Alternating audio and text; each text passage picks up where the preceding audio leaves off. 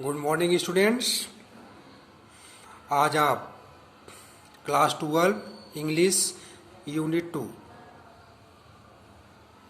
आपको पढ़ाया जाएगा। टॉपिक है अनफॉरगेटेबल वाल्ट डिज्नी।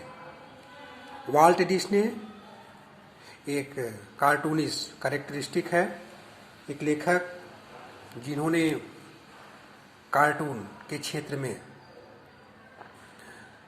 बहुत पॉपुलर हुआ, अपना नाम कमाया और इन परिस्थितियों से वह जूझ करके उसको अंतिम क्षणों में सफलता मिला। उसी के बारे में इस लेसन में दर्शाया गया है। अनफॉरगेटेबल मतलब हम जिसको भूल न सके, जिसको भुलाया न जा सके, वाल्ट डिज्नी। हम शुरू करते हैं lesson. My brother Walt is no more. My brother मेरा भाई, वाल्ट नो मोर मतलब इस समय अब नहीं है। यट हिज इन्फ्लुएंस फिर भी उसका जो प्रभाव है, linger like living presence over the studio मतलब उसकी एक सजीवता, उपस्थिति उस स्टूडियो में दिखती है। Where he turned out the cartoon, nature film and feature movie that made him known and love around the world. जब उस स्टूडियो में उसने कार्टून, प्रकृति से संबंधित तस्वीरें, चलचित्र से नोन माने जाना पहचाना गया हो, अपनी छाप छोड़ी, अपनी उसने पहचान बनाई। And love around the world और इस संसार में एक लोकप्रिय बना। इवन नाउ जैसा कि अब as I walk around the studio crew मैं उस स्टूडियो में चक्कर लगाता हूँ।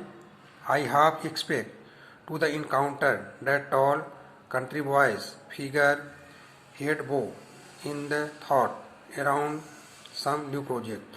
तो ऐसा फीलिंग होता है मेरे अंदर कि मुझे वह टॉल लंबा सा लड़का, बॉयज फिगर, हेड बो जिसकी सर जो है झुके हुए, in thought about some new project ऐसा प्रतीत होता है कि एक सजीवता का उदाहरण हो और एक नए प्रोजेक्ट के बारे में वह थॉट कर रहा हो, ऐसा फीलिंग होती है। Walt was so much the driving force behind all we did. Walt एक ड्राइविंग फोर्स की तरह था जो हम लोगों के पीछे से है ना, हम लोगों को सहयोग करता। Making movie to building Disneyland, जिन्होंने एक चलचित्र का निर्माण किया डिज्नीलैंड के लिए। That people constantly mention his name as if he were still alive, ऐसा दर्शाता है कि वह मानो अभी भी क्या हो, एलिव, जिंदा हो। Every time we show a new project, new picture, हर समय हम लोग एक नए तस्वीर को दर्शाते।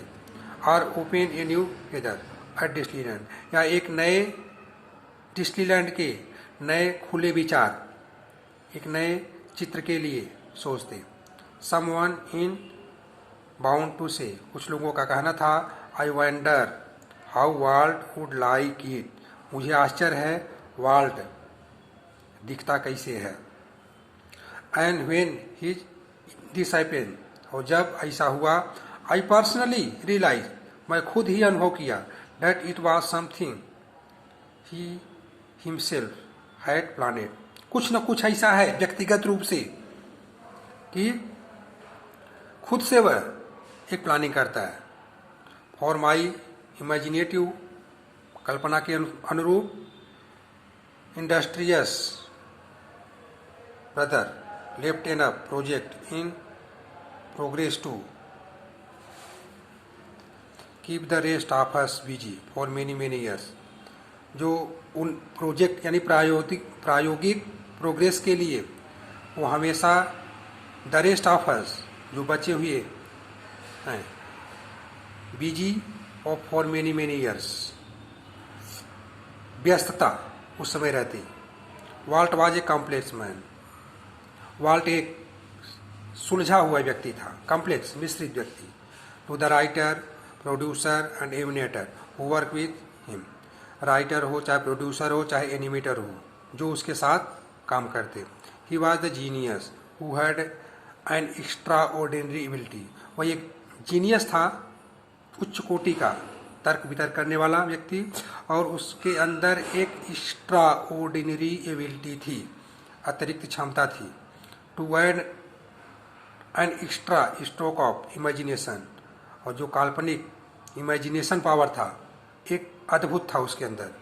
टू एनी स्टोरी आइडिया, किसी भी प्रोजेक्ट को, किसी भी विषय वस्तु को प्लानिंग करने के लिए, चाहे कहानी हो चाहे विचार हो, वह एक अलग ढंग का माहौल पेश करता। To the millions of people who watch his TV show, करोड़ों की संख्या में जिन लोगों ने उनके इस टीवी शो को देखा। He was a warm kindly personality, वह एक खुश मिजाज का, दयालु प्रवृत्ति का व्यक्ति था। Bringing fun and pleasure into their home, हमेशा एक ब्रिंगिंग फन जैसा मजाक, मौज मस्ती और आनंद भरा माहौल रखता घर पर। To the banker who financiers, banker में जो हम लोगों के साथ होते। I am sure he seemed like a wild man, मैं निश्चित तौर से कह सकता हूँ कि ऐसा प्रतीत होता था वह एक वाइल्ड मैन जैसा है। वाइल्ड मैन कंपेयर किया गया है कि वह हमेशा थिंकिंग, एक अलग ढंग का imagination power, extra ordinary genius व्यक्ति, अपने में ही मस्त, वेल बेंड और बैंकेंट्रीज। To me he was my amazing kid brother, वह एक आश्चर्यचकित कर देने वाला मेरा भाई।